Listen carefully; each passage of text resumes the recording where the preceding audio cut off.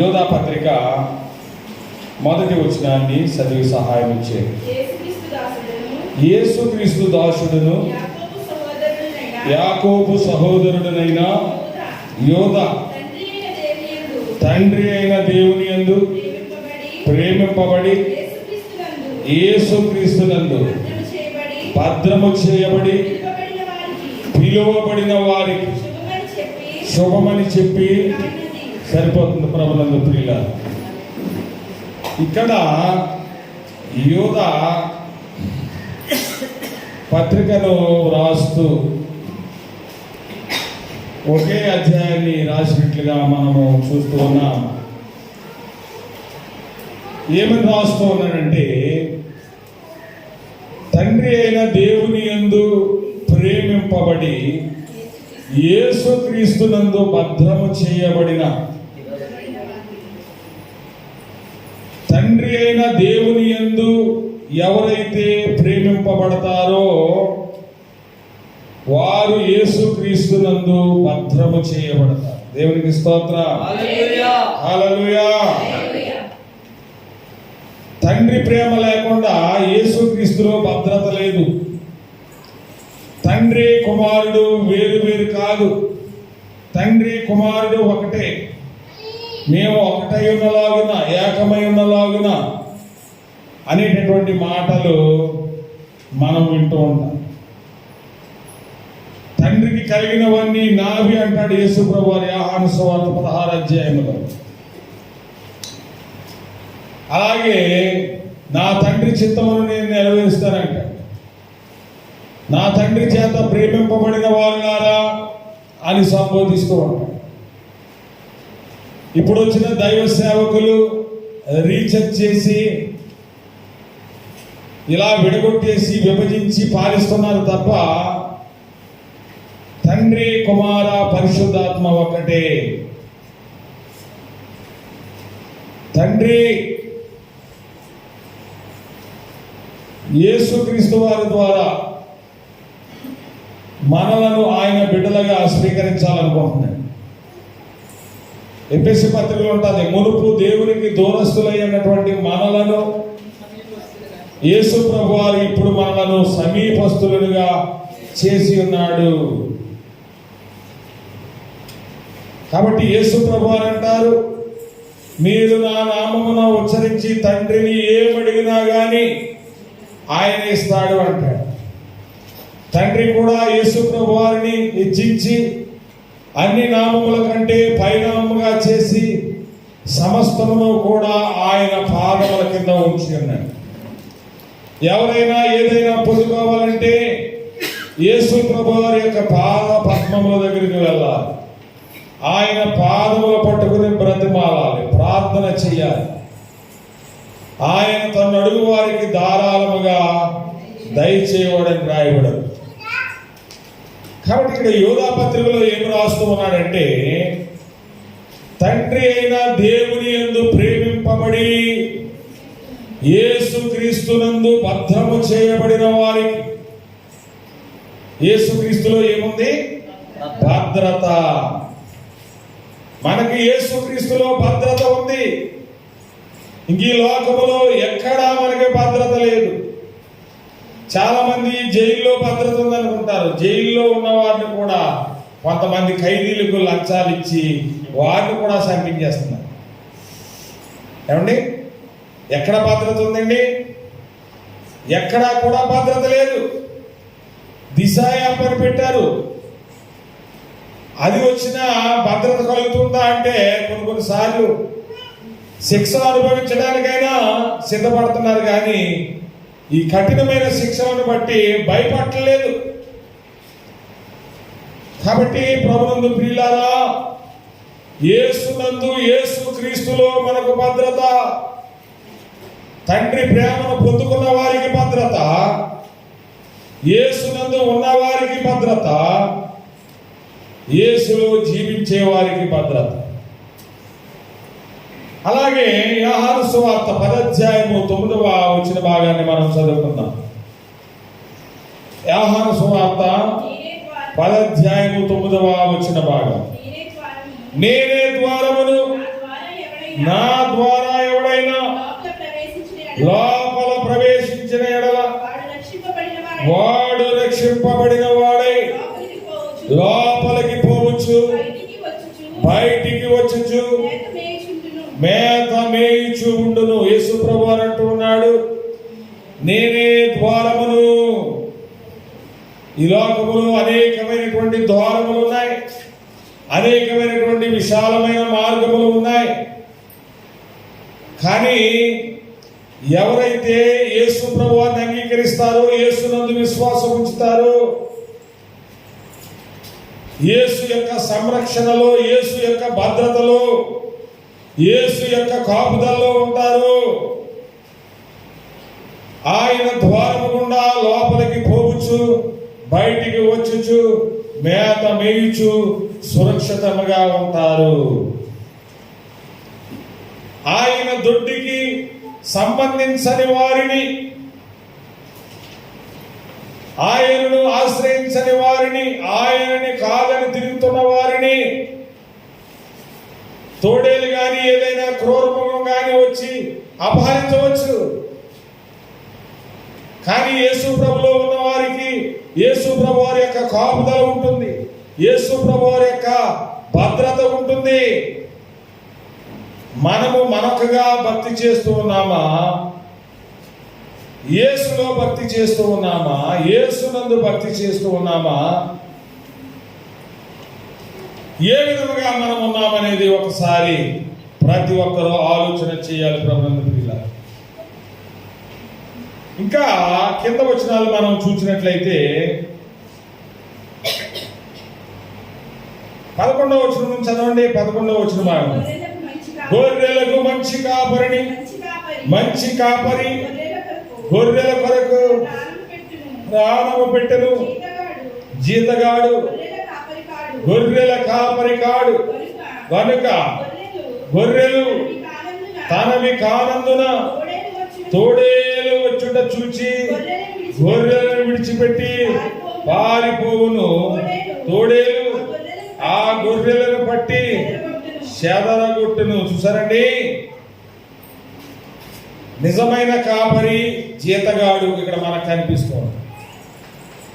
జీతగాడు జీతగాడే, జీతగాడికి బాధ్యత ఉండదు, ఉన్నాయే చాలే అనుకుంటాడు. కానీ నిజమైన కాపరి ఒక గొర్రె తప్పిపోతే దాన్ని వెతుక్కుంటూ వెళ్ళాడు, దాన్ని శ్రద్ధగా వెతికాడు, దాన్ని రక్షించాడు, దానిని తీసుకుని వచ్చాడు.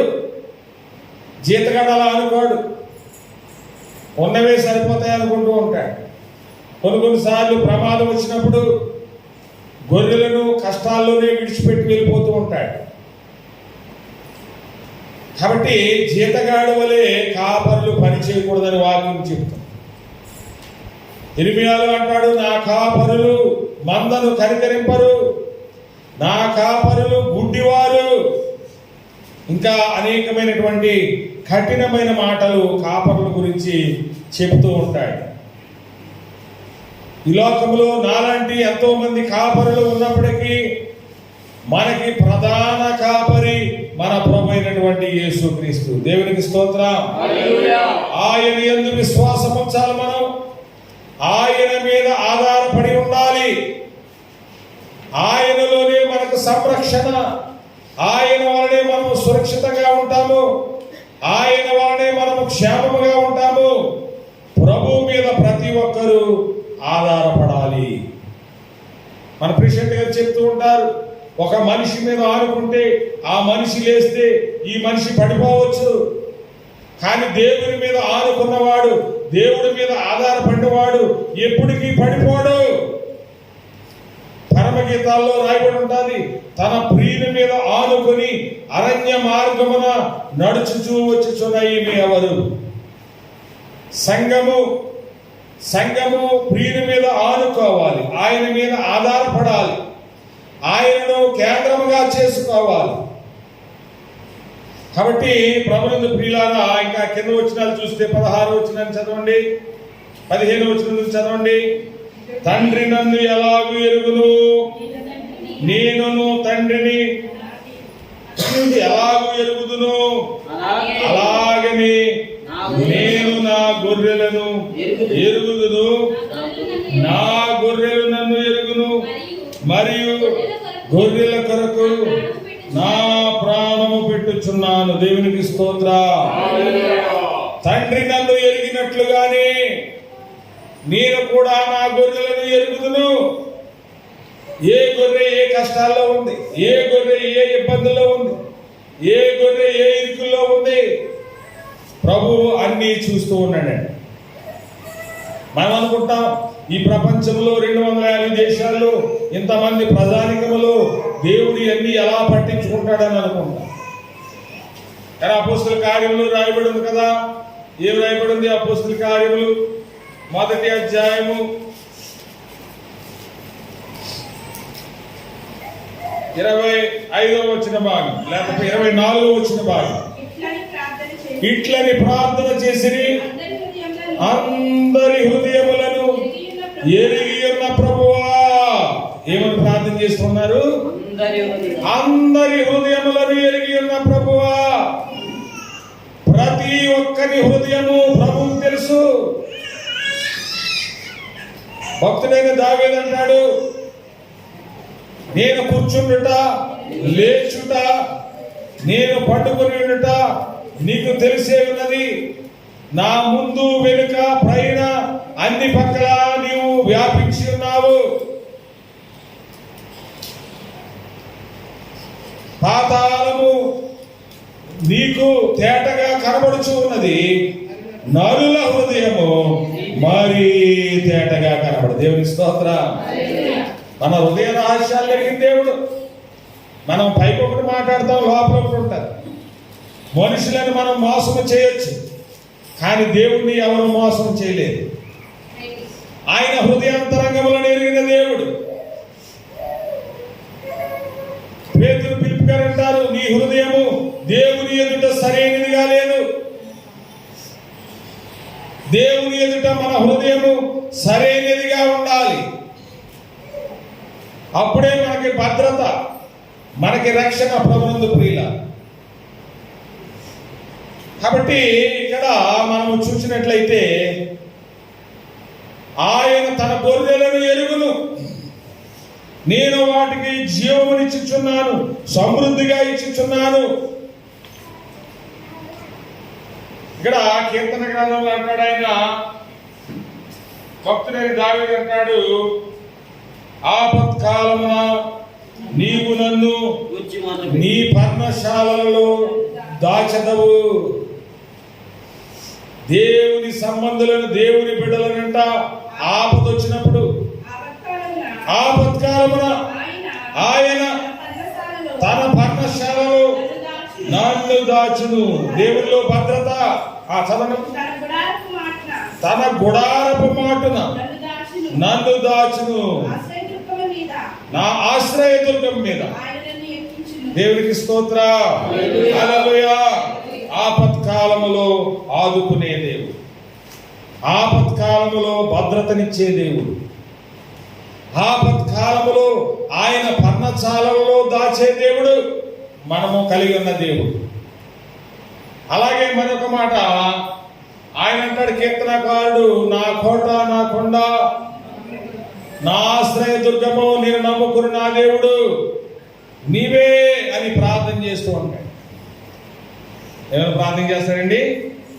నా కోట, నా కొండ, నా ఆశ్రయ దుర్గమా, నా రక్షణ శృంగమా, నా శైలమా, అన్ని నీవే. నన్ను ఆదుకొనివాడు నీవే.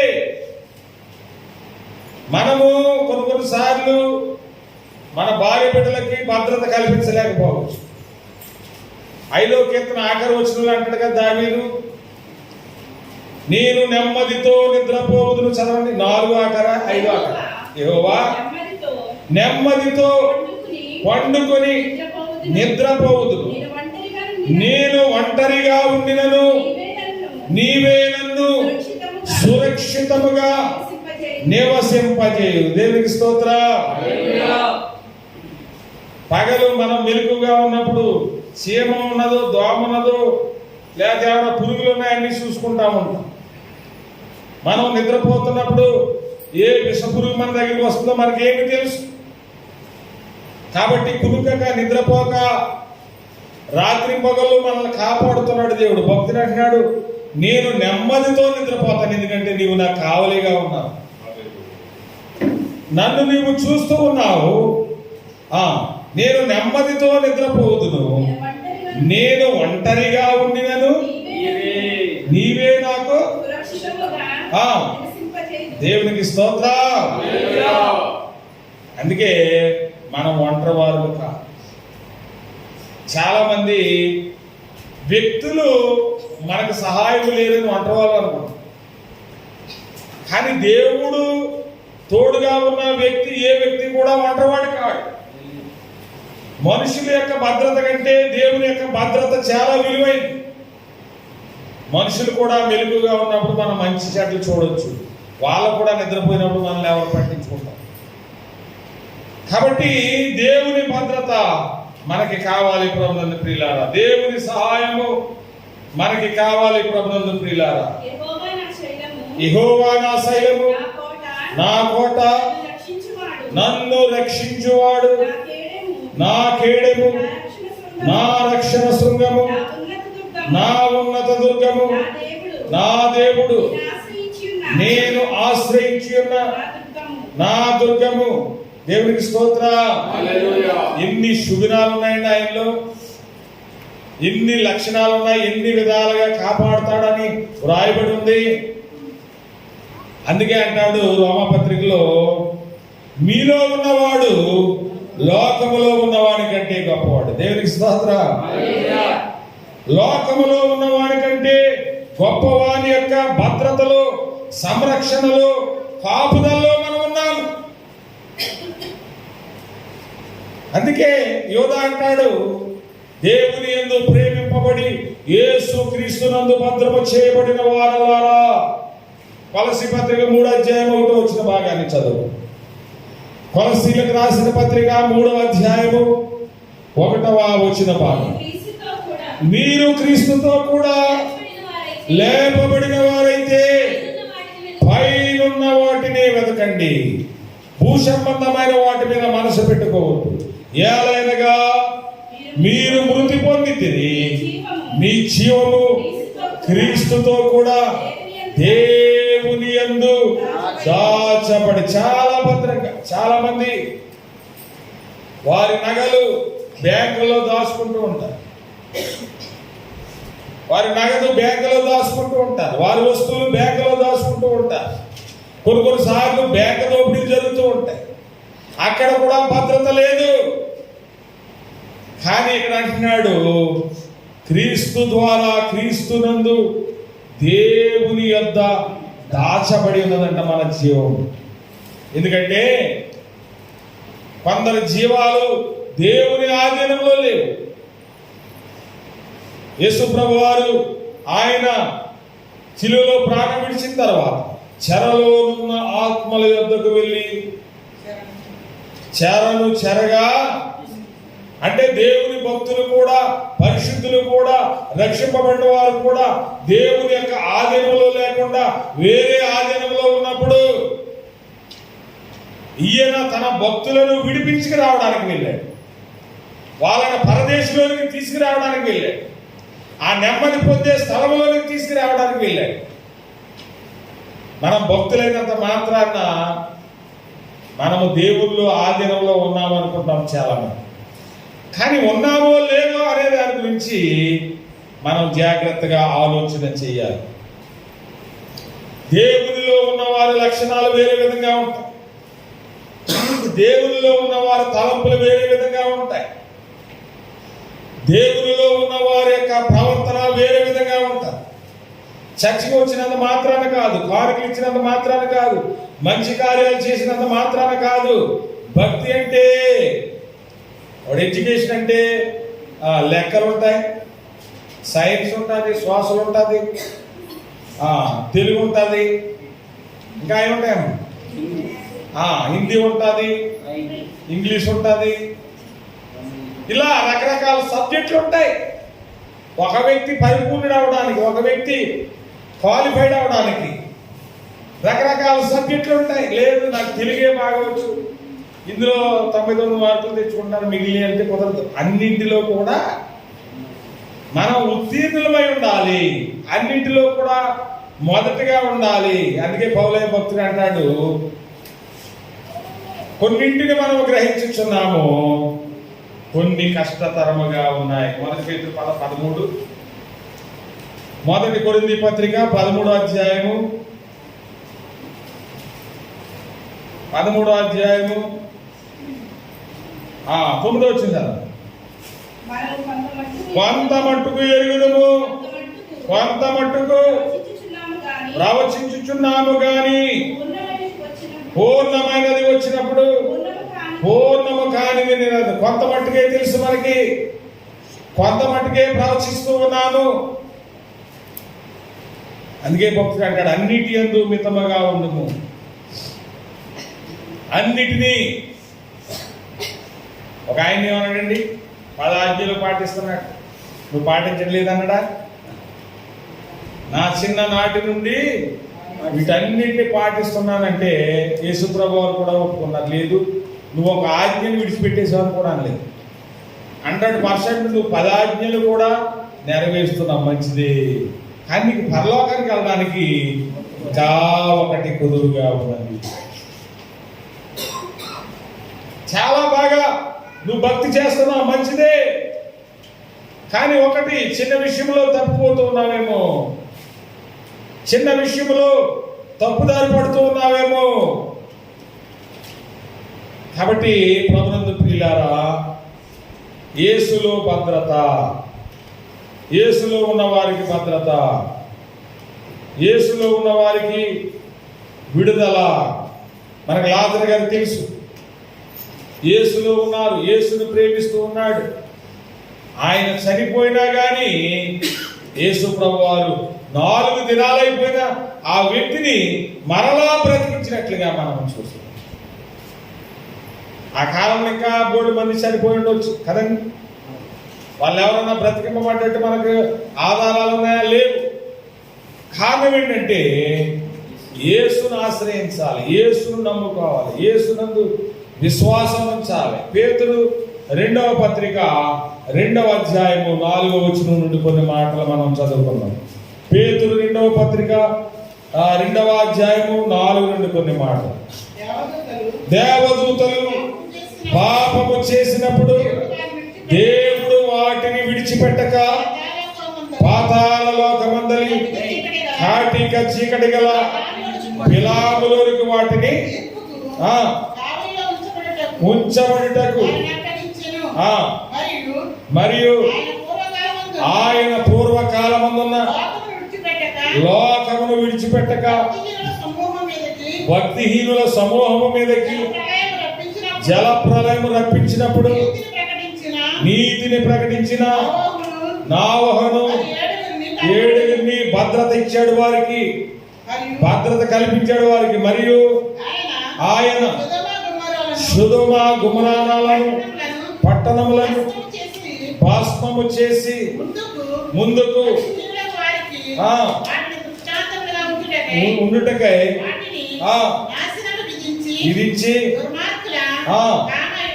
కామ వికారయుక్తమైన నడవడి చేత బహు బాధపడిన నీతిమంతులకు లోతుకు భద్రత కల్పించాడు ఆయన.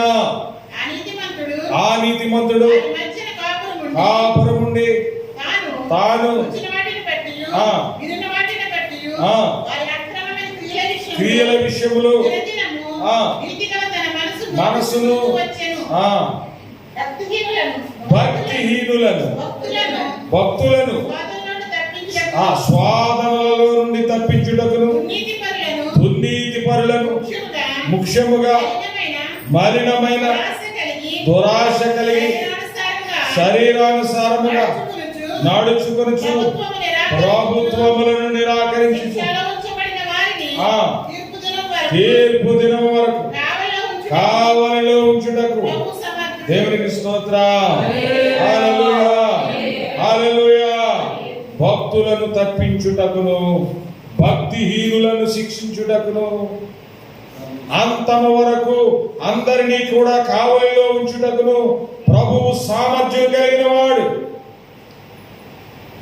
మొన్న ఒక న్యూస్ విన్నాను నేను, ఇండోనేషియా అనుకుంటా. ఖైదీలు ఎక్కువైపోరు, జైలు తక్కువైపోయినాయి. ఆ దేశంలో ఖైదీలు ఎక్కువైపోరు, జైలు తక్కువైపోయినాయి. ఉన్నాయి జైళ్ళు, పెద్ద పెద్ద జైళ్ళు చాలా విశాలంగా. అయినా పాపాలు చేసేవారు సంఖ్య పెరిగిపోయింది, తప్పులు చేసేవారి సంఖ్య పెరిగిపోయింది. వాళ్ళు ఏం చేశారంటే ఇంకేలా కంట్రోల్ చేయలేక తిండి పెట్టలేక వదిలేశారు. కదండి, ఈ లోకంలో అన్నీ చేయడానికి మనిషికి సామర్థ్యం లేదు. కానీ దేవదూతలను విడిచిపెట్టకుండా, పూర్వం నాహో దినాలు వదిలిపెట్టకుండా, లోతు దినాలు వదిలిపెట్టకుండా, అప్పటి నుంచి ప్రతి మనిషి చేసినటువంటి క్రియలను బట్టి అందరినీ తీర్పులో నిలబెట్టడానికి ప్రభువు సమర్థుడు. దేవునికి స్తోత్రం. సమర్థుడైన దేవుని కలిగి ఉన్నాం మనం. సామర్థ్యం కలిగిన వాని యొక్క రాజ్యములో మనం ఉన్నాం ప్రభునందు ప్రియులారా. అందుకే మరి మనము ధన్యులము అని దేవుని వాక్యము సెలవిస్తూ, యెహోవా దేవుడిగా గల జనులు ధన్యులు, యేసుక్రీస్తు తమకు ప్రభువుగా గల ప్రజలు ధన్యులు, మనము ధన్య జీవులము. కాబట్టి యేసులో భద్రత ఉన్నది ప్రతి ఒక్కరికి. యోహాను సువార్తలో మనం ఒక మాట ఉద్దేశం 10వ అధ్యాయము, యోహాను సువార్త 10వ అధ్యాయము 16వ వచనం చదవండి. ఈ దొడ్డివి కానీ వేరే గొర్రెలను నాకు కలవు, వాటిని కూడా నేను తోడుకొని రావాలని అవి నా స్వరము వినును. అప్పుడు మంద ఒకటి, గొర్రెల కాపరి ఒకడును. అవి ఇక్కడ చూసినట్లయితే గొర్రెలు యేసు ప్రభువు అంట, దొడ్డె మాత్రం మారిపోయింది. కొంతమందికి యెహోవా సాక్ష్యం దొడ్డి అయిపోయింది, కొంతమందికి యేసునామం అనే దొడ్డి అయిపోయింది, ఇంకా ఎవరు చెప్పండి, కొంతమందికి బైబిల్ మిషన్ అనే. ఈ గొర్రెలు ఎవరి? వాళ్ళే కాదు, యేసు ప్రభు వారి భిన్నమైన సువార్తకు ఆకర్షింపబడి ఆయనని విడిచిపెట్టి పక్కకు వెళ్ళిపోయారు. వీళ్ళు పరిశుద్ధులే, నీతిమంతులే, గొర్రెలే, దేవుని సొత్తైన వారే, కానీ దొడ్డు మారిపోయింది. వారు కూడా నా స్వరము వినాలని, నా ద్వారము గుండా లోపల ప్రవేశించాలని, నా దొడ్డిలోనికి వచ్చి క్షేమముగా సురక్షితంగా ఏ విధమైనటువంటి క్రూర జంతువుకి బానిస అవ్వకూడదని నేను ఆశిస్తూ ఉన్నాను. అప్పుడు మంద ఒకటియు కాపరి ఒకడును అగును. చాలా మంది క్రైస్తవులు యేసు బిడ్డలే అని చెప్పుకుంటున్నారు, కానీ యేసును కాకుండా తిరుగుతూ ఉన్నారు ఈ లోకం. యేసు యొక్క దొడ్డిలోనికి, ఆయన కాపుదలలోనికి, ఆయన భద్రతలోనికి, ఆయన సంరక్షణలోనికి రావట్లేదు. వేరే దొడ్డలే యేసు దొడ్డెలు అని, అందులోనే చాలా గొప్పగా సంరక్షణ ఉందని చాలా మంది తిరుగులాడుతూ ఉన్నారు ప్రభువుని. వారి కొరకు మనం ఏం చేయాలి? ప్రార్థన చేయాలి. మనం చేసేదేమీ లేదు. యెహోవా సాక్షులు యేసు క్రీస్తు దేవుడని ఒప్పుకోరు. మరి వాళ్ళకి భద్రత ఉందా? ఉందా చెప్పండి. వాక్యాన్ని బట్టి, యోధాపత్రికని బట్టి వారికి భద్రత ఉందా? లేదు. కారణం ఏంటి? యేసులోనే భద్రత. అక్కడేమో దేవుని చేత ప్రేమింపబడాలి, అప్పుడు ఇక్కడ భద్రత కలుగుద్ది. వాళ్ళు యెహోవాయే అంటున్నారు, యేసు క్రీస్తు మాకొద్దు అంటున్నారు. నీకు భద్రత లేదు.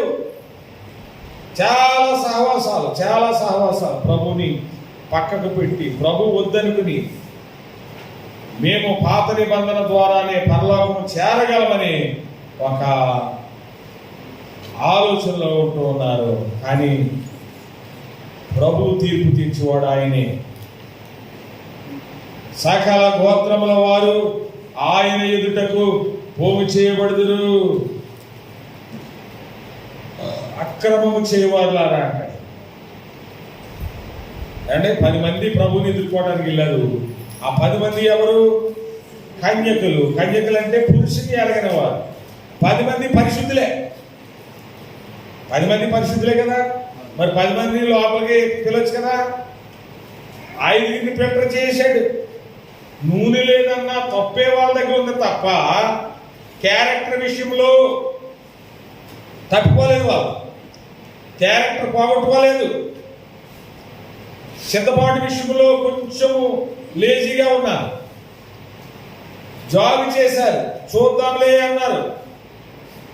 ఇంకా బోర్డు ఆయుష్కాలం ఉందలే అనుకున్నారు. ప్రభు వస్తాడని అనుకోలేదు. మరి 10 మందిలో కన్యకుల్లోనూ 5 ఆయన ఆపేశాడు. కారణం ఏంటంటే వాళ్ళ కొనకడం కారణంగా వాళ్ళ దివిటీల్లో వెలుగుతూ ఉన్నాయి. దివిటీలు వెలుగుతూ ఉన్నాయి, కానీ నూనె లేదు, అయిపోవస్తూ ఉంది. కాబట్టి భక్తి జీవితం అంటే చాలా జాగ్రత్తగా చాలా జాగ్రత్తగా యేసులో జీవించడం అంటే చాలా జాగ్రత్తలు కలిగిన వారుగా ఉండాలి. ఏదో ఒక సంఘంలో వెళ్తున్నాం వచ్చేస్తున్నాం అంటే హౌజ్ పిట్ అంటండి. హౌజ్ పిట్ అంట అది పెట్టని గుడ్లు కుదురుతుందండి. ఉన్నామా యెషయా గ్రంథంలోనా ఇర్మియా చదవడం.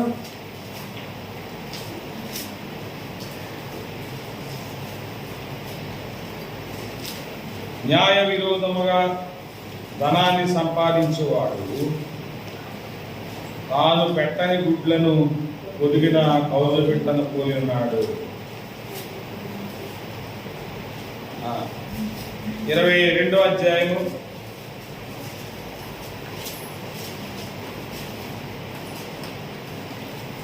17వ అధ్యాయము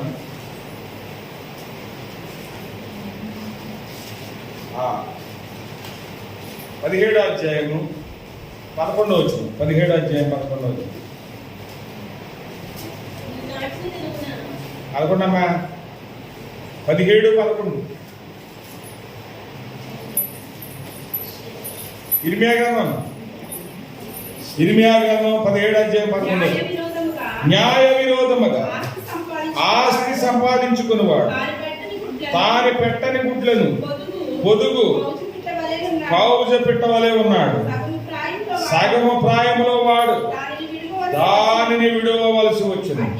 అట్టివాడు కాడపడ్డ వాటిని విడిచుచు అవివేకిగా కనబడును. కౌజు పెట్ట తాను పెట్టిన గుడ్లను పొదుగుతుందని.